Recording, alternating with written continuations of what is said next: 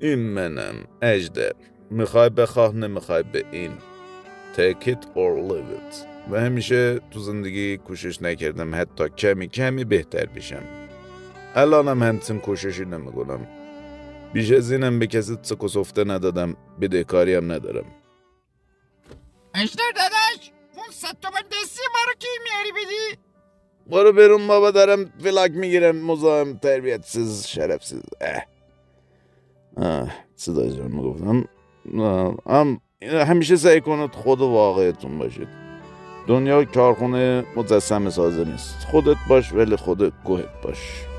بدهیاتو ولی زود بده، آبروت نره. مثل من شرفمو بردی نیستی. بفرست واسه رفیق بدهکارت.